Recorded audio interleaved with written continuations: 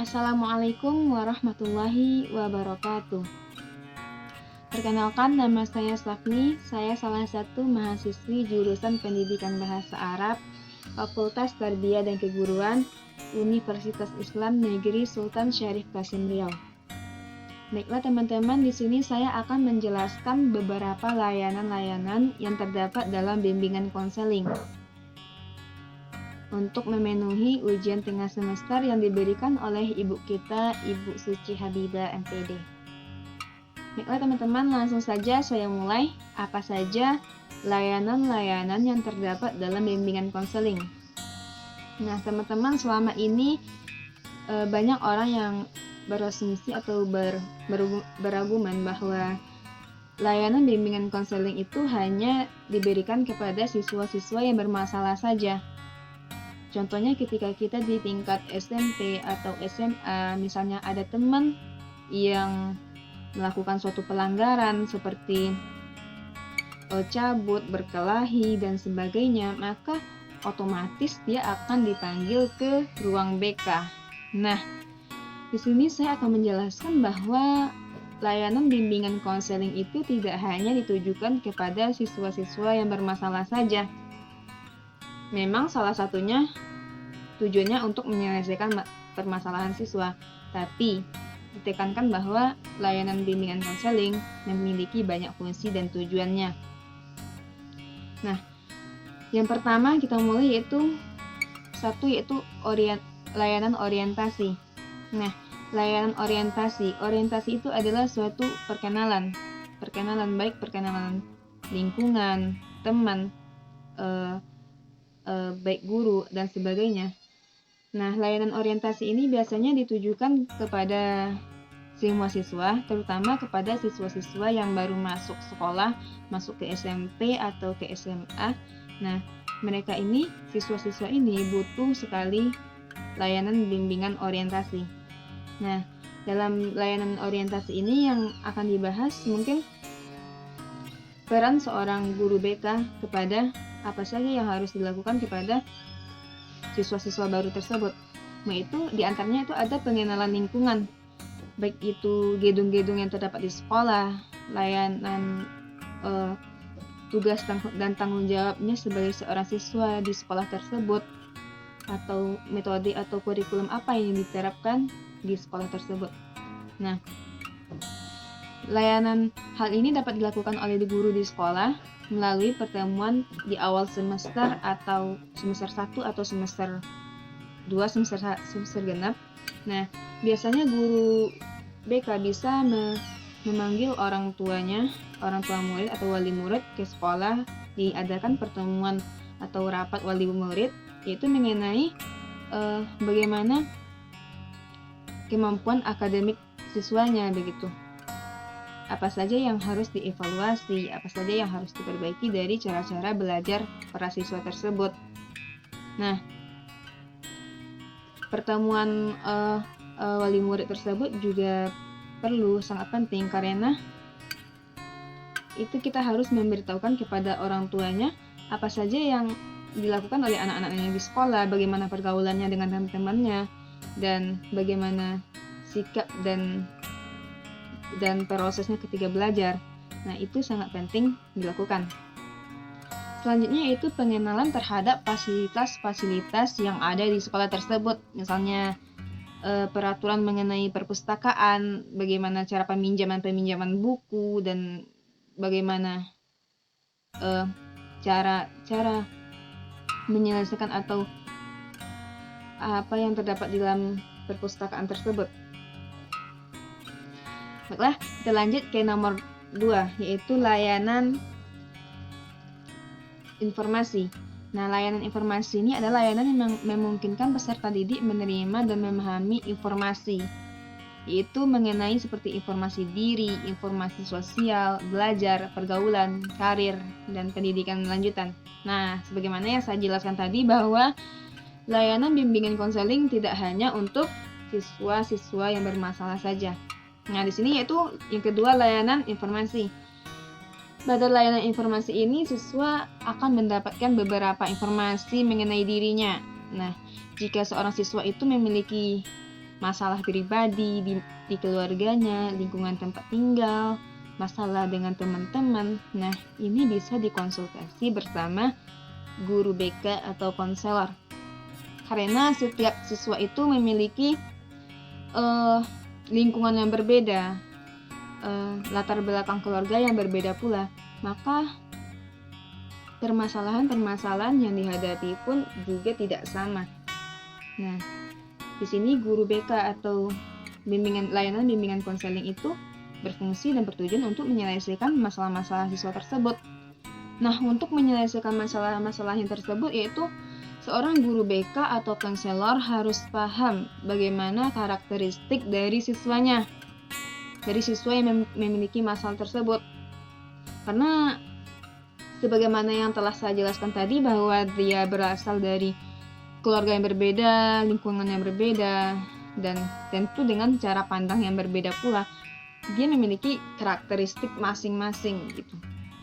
Nah, untuk memahami karakteristik siswa tersebut, guru BK atau konselor butuh pendekatan kepada siswa. Bagaimana meyakinkan siswa tersebut untuk bercerita dan memahami apa permasalahannya.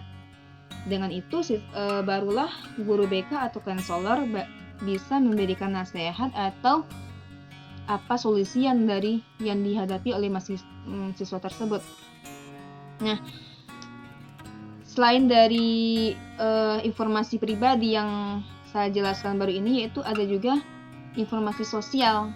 Nah, ini ada juga kaitan eratnya dengan pembahasan yang pertama, yaitu tentang pribadi sosial, yaitu mengenai masyarakat. Apakah dalam masyarakatnya baik pergaulannya, bagaimana lingkungannya. Nah, itu juga perlu diketahui oleh guru BK, karena hal tersebut mempengaruhi siswa tersebut dalam proses belajar, dalam dia menerima pembelajaran dari seorang guru.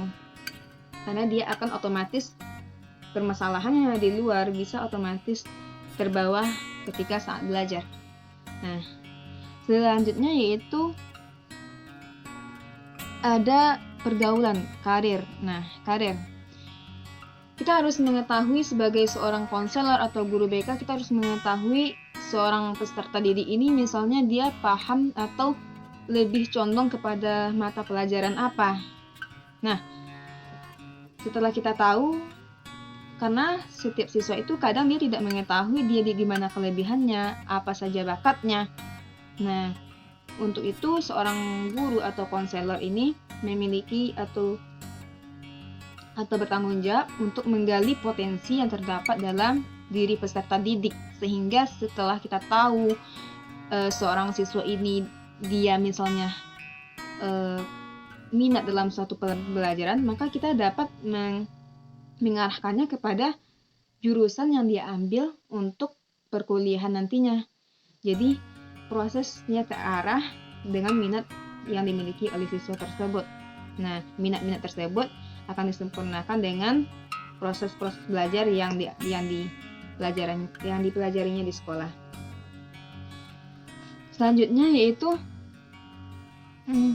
seorang siswa harus mengetahui hak dan kewajiban peserta didik. Seorang guru harus mengetahui memberitahu kepada peserta didiknya apa saja hak dan kewajiban yang harus dipatuhi di sekolah, seperti hak mendapatkan pembelajaran dan kewajibannya membayar uang pembayaran sekolah yang selama ini kita tahu bahwa mungkin pembayaran SPP dan sebagainya.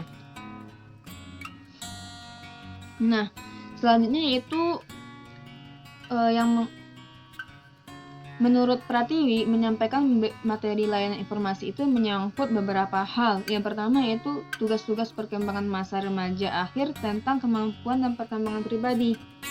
Nah, ketika seorang remaja akhir itu misalnya tingkat SMA, dia harus tahu bagaimana perkembangan dirinya, apa saja yang akan diambil, keputusan yang diambil untuk kedepannya dan sebagainya.